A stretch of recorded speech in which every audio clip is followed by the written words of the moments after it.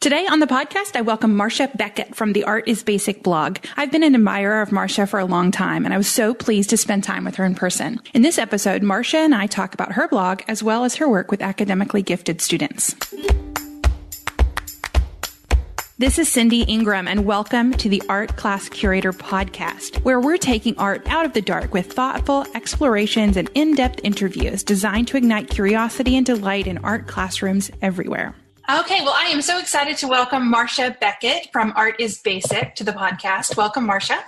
Hi, thanks for having me. So I have been following your blog for a long time, and I think it is fantastic. So can you tell us a little bit more about you and your background, experiences, as well as how Art is Basic came to be? Okay. I have been teaching art for about 16 years, 12 of which have been at my current school in Wisconsin. I taught middle school art and elementary art in Illinois and Wisconsin. I was a summer camp director. I am a Girl Scout leader. So I'm around kids and art a lot. I've always loved art, but I didn't see it as something I was really good enough at. My mom was a teacher, and so I thought maybe I'd go into teaching. And then in college, I had a general ed art class to fulfill one of those one of the general requirements. And I had a very encouraging professor in that general art ed class. And that professor encouraged me to go on to the art department. And so because of that teacher, that's basically how I ended up deciding that I was going to take art as a path. That's awesome. Yeah. I love stories of how one teacher can make that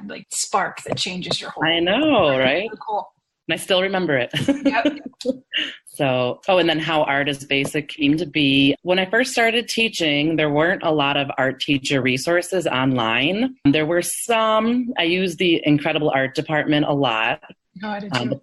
Yeah, but this was back when all the pictures took forever to load and the internet was really slow. So after several years of teaching, I came across some more blogs, and I thought that I would like to start sharing my day-to-day teaching as well. So that's how I decided to start my blog. Awesome. So when did you start your blog? I don't even know exactly what year, but it's probably been at least 8 to 10 years, maybe. I originally just started it as a personal kind of blog with my own artwork and then art teaching mixed in with it. But then I branched off and made it specific to art teaching. Well, I think a lot of people start that way because blogs are so different now than they used to be. They used to be about journaling and about documenting your personal life. And now they're more teaching and...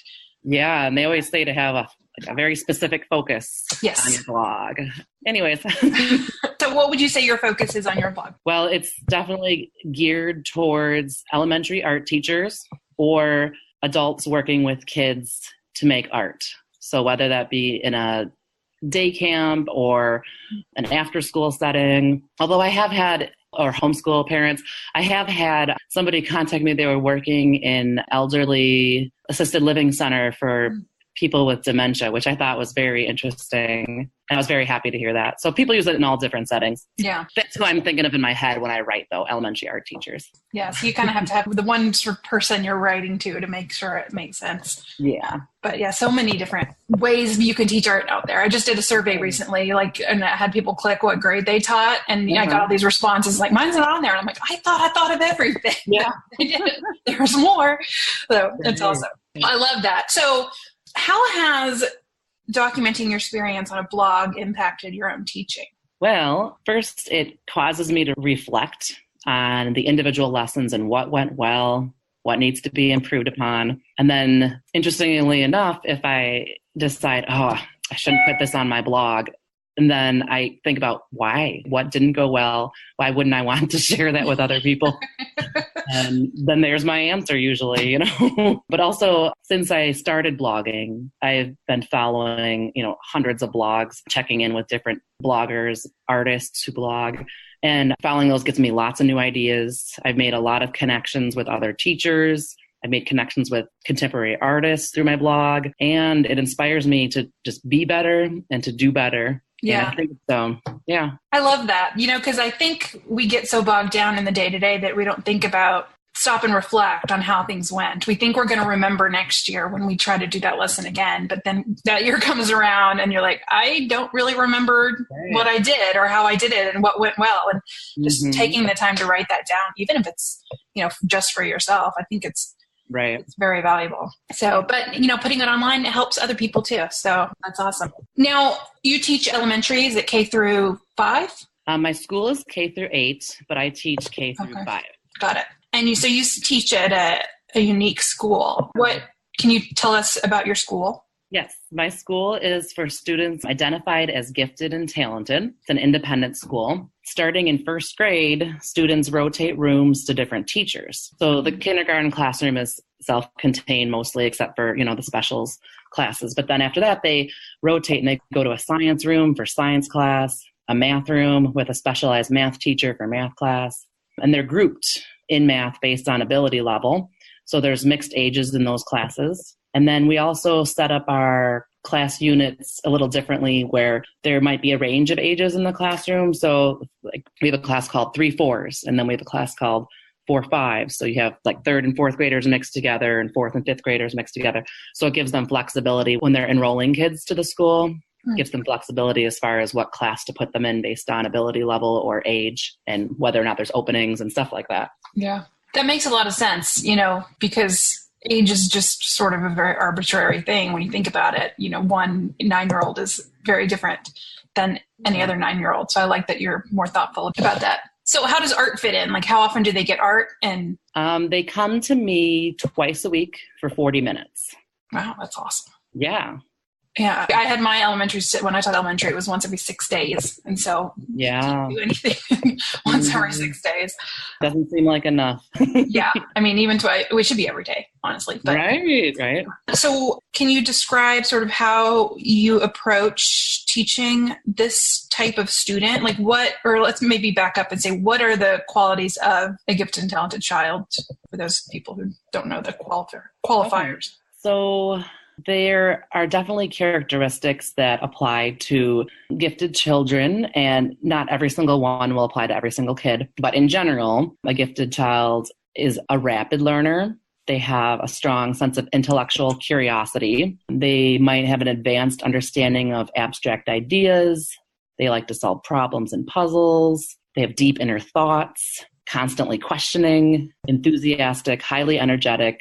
And then there's also the piece of the emotional depth and emotional intensity. It can be very sensitive. They have strong senses of justice. They have knowledge of what's going on in the world that another kid might not have. So all those different things. To get into our school, they're admitted based on recommendations from prior teachers. They do writing samples, some testing, some IQ testing.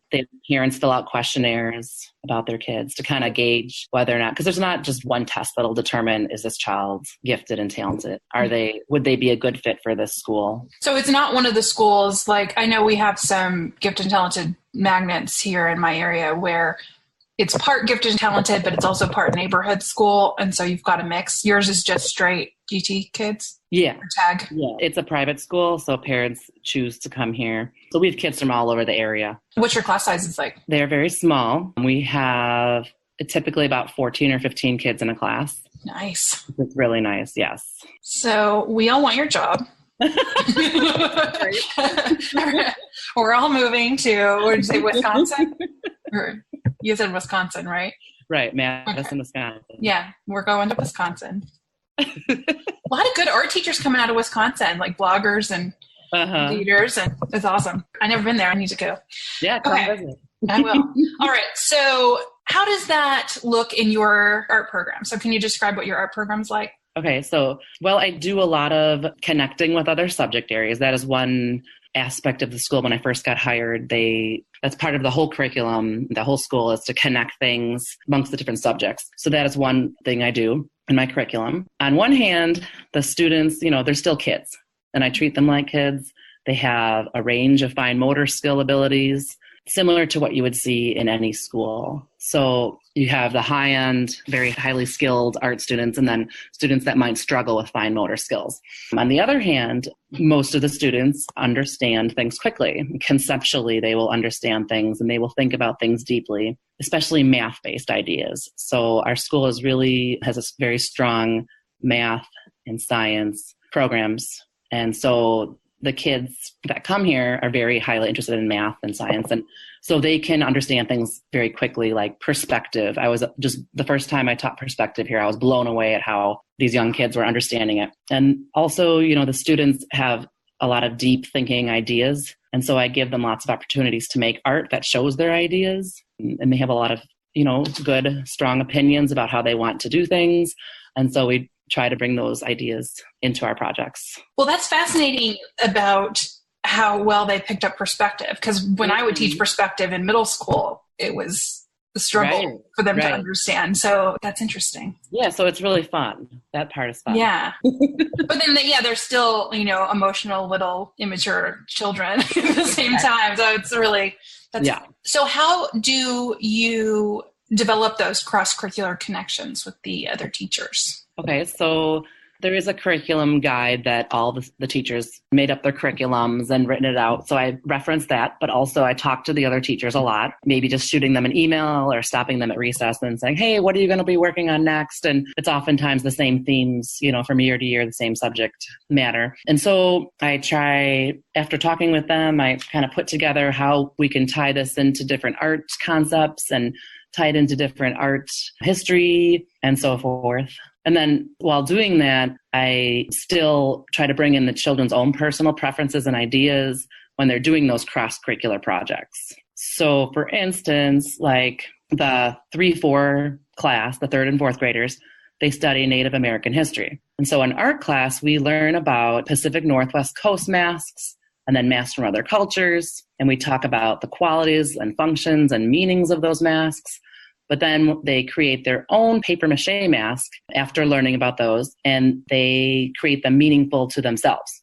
So they're not copying the mask we've seen, but they've studied it, and then they use their own ideas to make their own masks. Yeah, I think that's so important when you're doing any sort of cross-curriculum activities, that art is not becoming sort of subservient to the other subject, that art isn't just like coloring a worksheet about Native Americans, but that it is also, you're still teaching art content. You're still those personal connections and meaningful. Yeah. So like the papier-mâché mask project was a project that I've always taught anyways at any school that I've been at. And so I just try to take those kind of techniques and processes and tie them into something that they've already kind of learned about, if that makes sense. Yeah.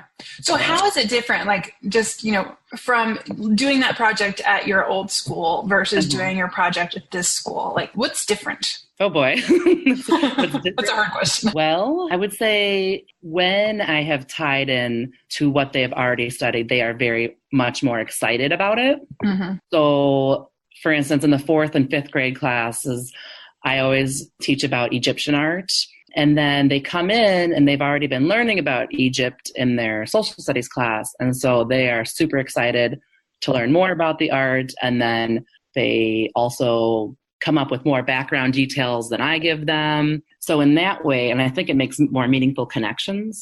In the past, for example, when I did that papier-mâché mask project, it was a 7th grade project and they weren't studying that, but I just really wanted to do a papier-mâché mask project. Yeah. So we talked about other cultures and I showed them a video about other masks, but I don't think it was as memorable, maybe, I don't know, or more as meaningful. Yeah, I think that's so good because, if you think about it, in terms of adults even, like there's this BuzzFeed article that went around a few years ago. It kind of resurfaces every now and then, but it's one of those, like these facts about history will blow your mind. And then it's like, it shows the whole course of history and how like things were happening at the same time. Like, oh, right. It was like prehistoric or cave paintings were happening at the same time as this, and then Egypt, and it's blowing, and everybody's like, whoa.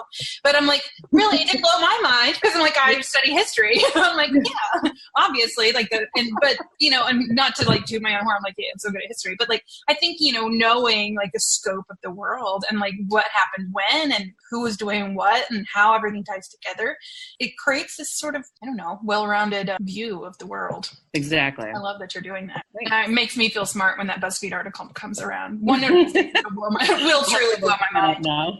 I'm waiting for it. So one other thing I was going to mention kind of goes with the same thing. So one of the things I love about my school is that there's a lot of project-based learning, and many other classes incorporate these sort of like multidimensional ways of learning. So Like, for instance, the second graders research a famous person from Wisconsin. And then they create their own dramatic monologue with props, and then they perform it for others.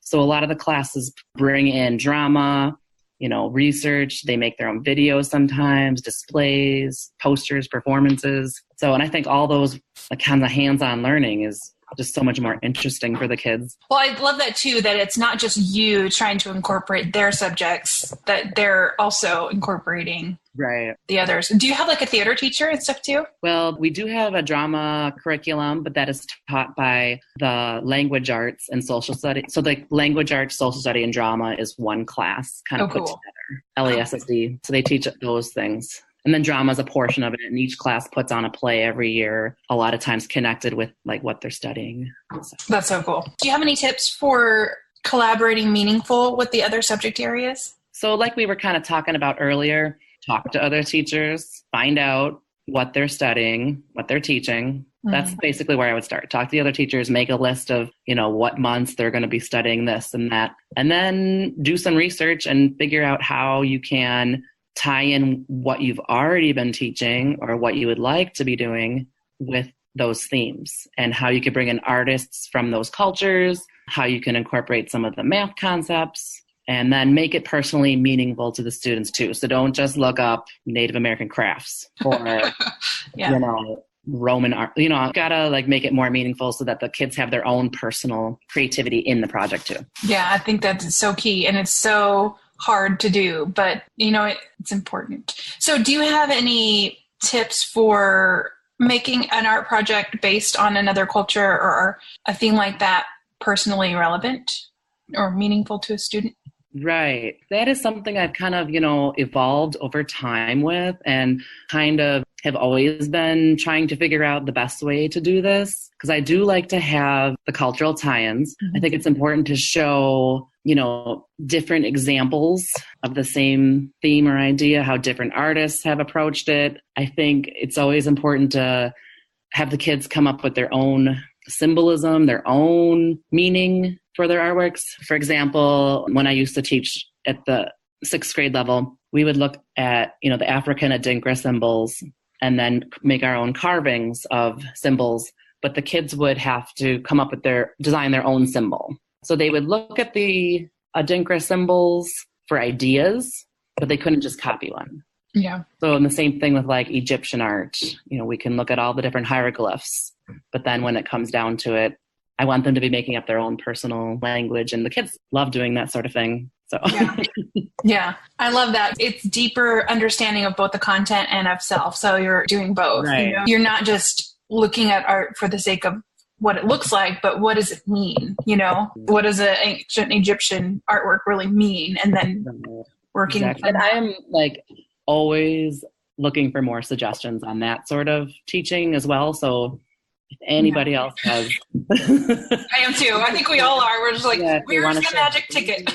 Right. How do we incorporate art history and other cultures, but make it relevant to the students? Yeah. So if anybody else has ideas, I'm more than happy to hear them. Yeah. Yeah, me too. It's just such a fine balance, and to try to teach all that we want to teach. And then we tried to teach everything. And, art is such a vast subject that it's hard to do. Because we all have those students who want to do all the jobs. And then you're just rather you just not be any. It really comes in handy, though. Another cool thing about my school is that we have a volunteer program for the kids where they can sign up during their study halls and come in and volunteer. And so I have 1 or 2 kids every day come in and help the little kids out.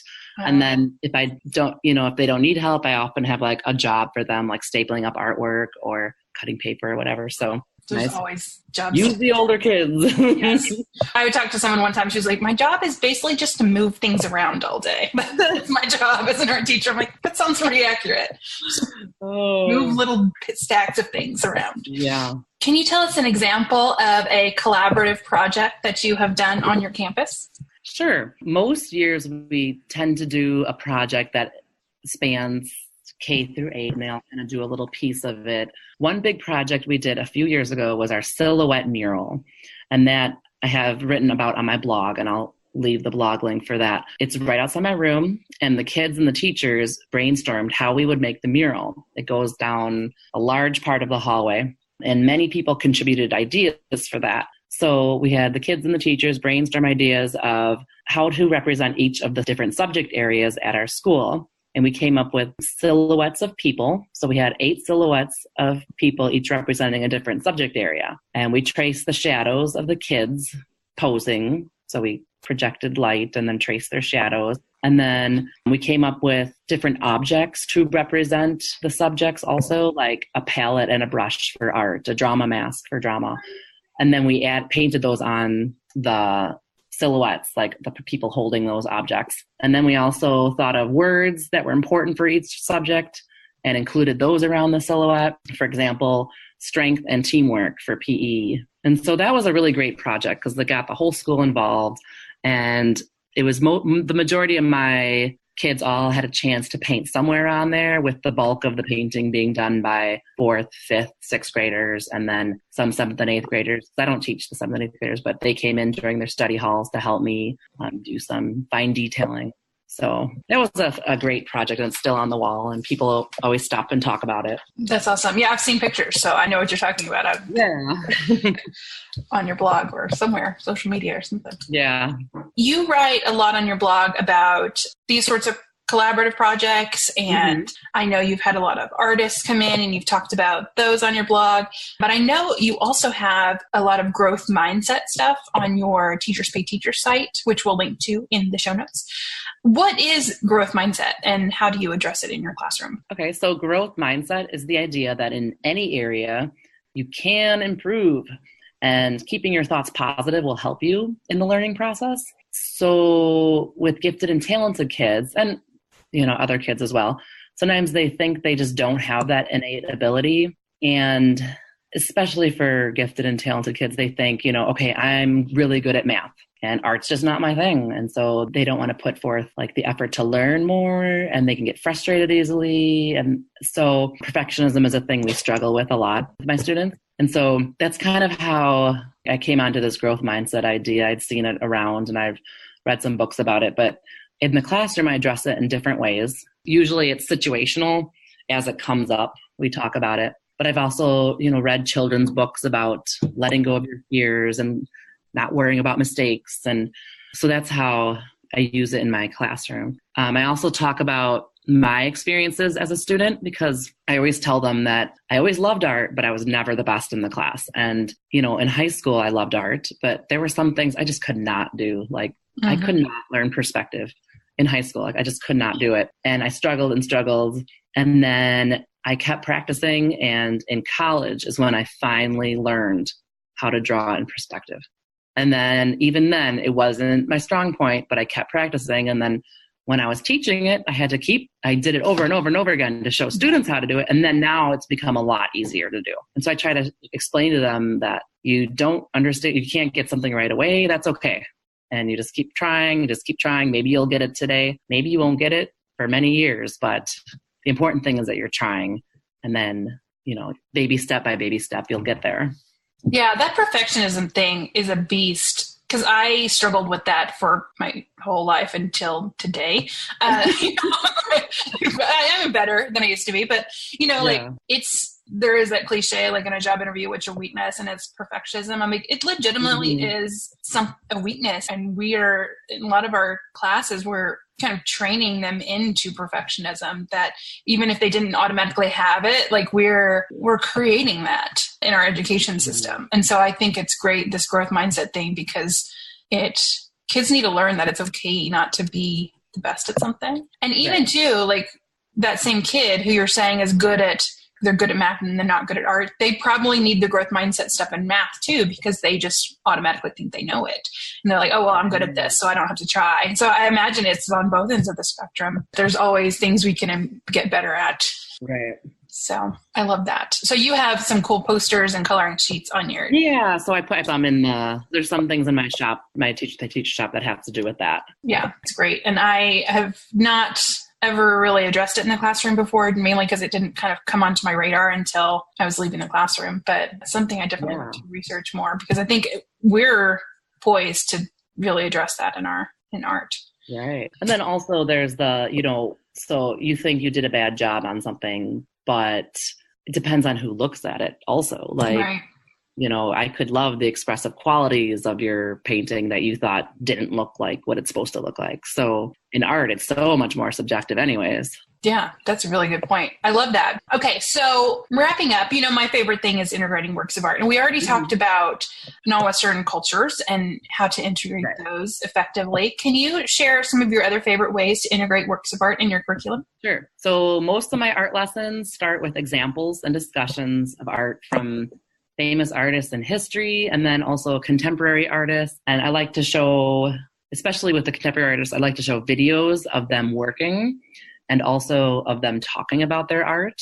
And if there's artwork that's out in public, I like to show that kind of thing. Mm-hmm. So yeah, like today we're doing an artwork based on, there's these painted Bucky Badger sculptures all over Madison. Bucky Badger is the mascot for the University of Wisconsin. Okay. And they're all painted differently. And so I showed them some videos of the different Buckies and, videos of them unveiling the Buckies and carving them. And it got a lot of great discussions going. So I like them to see that art is, around us today. It's in our world now, and it's not just in the past. And so, yeah. I love that. And yeah, I love showing videos of contemporary artists too, because we were looking at one, it was Mo Brooker. Okay. It was like abstract artworks really related to music, and I learned about him from Don Massey's blog. But the video is great because you watched him work, and then you would watch him stop and take a look and like kind of stare at the painting, and then he'd go back in, and then and I'm like, you're modeling those sort of artistic habits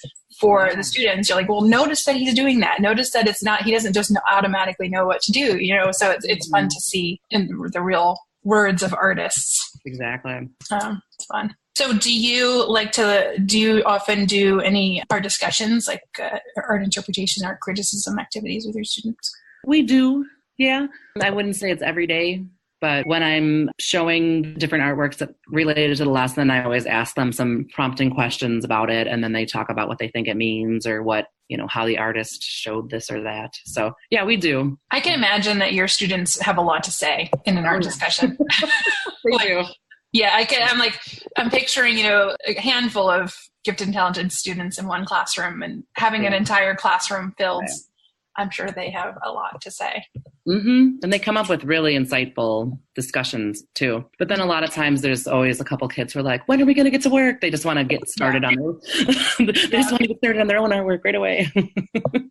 That there's always that one that points that out. Like, everybody's having a good time. Why are you ruining it? So I try to balance that. Yeah. Talking about artwork a little bit, making the artwork. Yeah, definitely. Yeah. I just had something randomly cross my mind, which I meant to ask you earlier. I was at a conference last year, and it was Art School Network conference, and I went to a gifted and talented session by someone who does gifted and talented research or something. And then I was having lunch with people later, and we were talking about that. And anyway, the people I was having lunch with were talking about how they don't like teaching gifted and talented kids any differently because they're gifted and talented, that we should be teaching all kids this way. Do you have any insights on that, just randomly? No, I can see that. I think as far as, it's hard to know. Like, I'm not quite sure. What do you mean? Like, which way? Like, the way I'm teaching, you know what I mean? Like, the way I'm teaching is also the way I would be teaching if I was at a public school. I might not be doing as much cross-curricular stuff because that was what was originally explained to me when I first got the job. And so that was like really my main push when I first started. Like, I formed my whole curriculum around this. And now I've seen that it's like such a great way to incorporate all these different ways of learning. So now I would do it if I was at a public school, definitely. Yeah. Yeah. I don't see why any of the things that I do would be like different. I know mine's a little bit more of how the qualities of a gifted student are. Mm-hmm. So I'm more sensitive to that, like their sensitivity, their perfectionism. I'm like more aware of that. Yeah, I can imagine it's a lot more heightened in an environment like yours when you see them. And we kind of, like play up to those things. Like the kids really around election time, they're very interested in politics. They're very aware of everything that's going on. And so I try to give them outlets for their ideas and opinions. Like we do editorial cartoons and study editorial cartoons, and they come up with their own things that they feel passionate about to make a cartoon about. And there's really no reason you couldn't do that in any classroom, right? Yeah. So, and it was a hard question. I was like, right. They were debating that. And I was like, I don't know. Yeah. In art, it's like a little different, but I do think in like, you know, if a kid is excelling in math or something, I think there's, you know, you definitely need to keep challenging them, because otherwise they're going to get bored. And that's why a lot of kids end up coming to our schools, because they're just bored in the regular classroom, and there's not enough that the teachers can do with, you know, their limited pull-out times, and it's just hard. But anyways. Well, it's cool that they have a place to go, and it sounds like a really amazing school that we are all going to be applying at you very closely for your successful blog. Once you're like off on your own blogging, someone's going to. I'll let you know when I retire. And then. Sounds awesome. We need to grow this school. Maybe it's a franchise opportunity. Oh, yeah. There are other schools like this around the country. Get that job. Okay. All right. So a couple final wrap-up questions. Okay. One is, can you tell us your blog address and your favorite social media and point us to where to find you on the internet? Okay. I will also send you those links, because that would be probably easier. Yes. My blog is www.artisbasic.com. And then on that website, I do have the links at the top. I have a Facebook page. I have an Instagram, which is art.is.basic. Because, you know, somebody's already taken the regular one.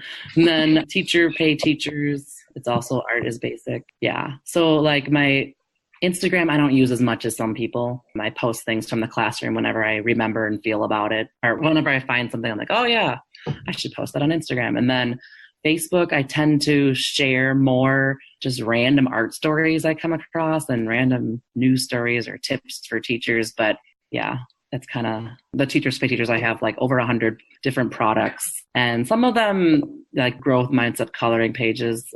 I think a lot of regular classroom teachers or after school programs or whatever get those kind of things. But I also have like art history cards, some printable sketchbooks with prompts and stuff like that. So, yeah, and there's a lot of stuff that any type of teacher I've noticed, because you do all those cross-curricular things that, a lot of your stuff is relevant for not just an art teacher. That's awesome. Okay, so last question I ask all of my guests at the very end, and that is, which artwork changed your life? Okay, so this was a really, really hard question, and I thought about it for a long time, and I still don't know if this is like my answer. Actually, I have two. So The Cocktail Party by Sandy Skoglund. Oh, yeah. I came across this in college, and it was an installation which she took a photograph of. And it's like these people at a cocktail party, and everybody's like covered in Cheetos. The whole room is Cheetos. And so that one was like the first one that opened up my eyes to art that, it's like, wow, art can be really funny, really fun. And just like that one was the first one that was like, wow, that's awesome. And just kind of changed my viewpoint about what art could be. And then for my own artwork, the artwork of Sabrina Ward Harrison really changed, like, because I really related to her artwork. She does collages and art journaling, and she had several published books of her journal pages. So Sabrina Ward Harrison.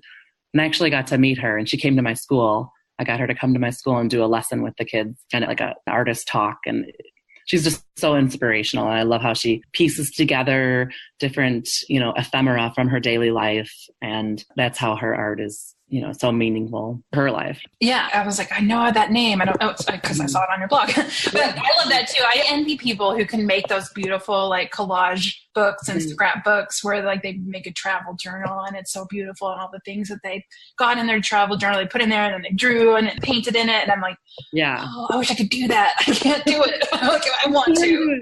You can. I can, but my hobby of art, like my style of art, my passion of art is doing kind of art journaling. So yeah.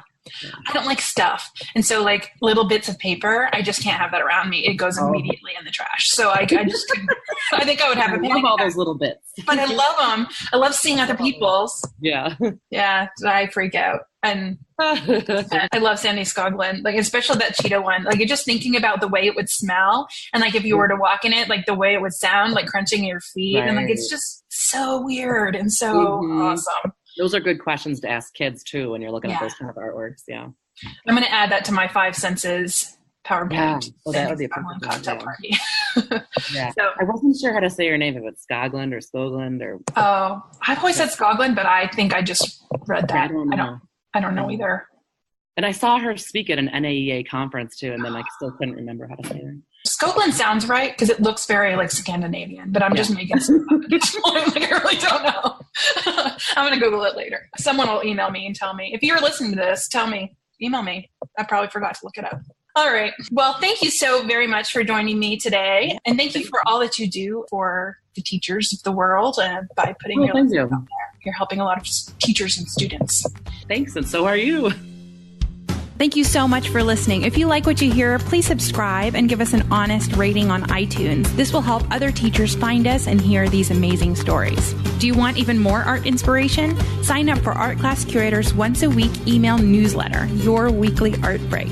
Teacher Sarah Warnock says, I truly do take a break from my busy week to check all your links and feel inspired. Everything you share is relevant, meaningful, and also super helpful. You definitely help me become a better art teacher, and I look forward to your emails each week. You can sign up at artclasscurator.com/artbreak. And as a free gift for subscribing, you'll get 6 free art interpretation worksheets to use in your classroom. Be sure to tune in next week for more inspiring art interviews. Thanks again to Marcia for the great conversation and for all of her work supporting teachers across the country. Be sure to check out the show notes at artclasscurator.com/25 to learn more about Marcia's work and everything we talked about today. Next week, I talk with Melissa Lee and Heidi O'Hanley about the parent's perspective on working with special needs kids. All 3 of us teared up at least once during our conversation, so don't miss this one. Keep listening to hear a preview of my interview with Heidi and Melissa.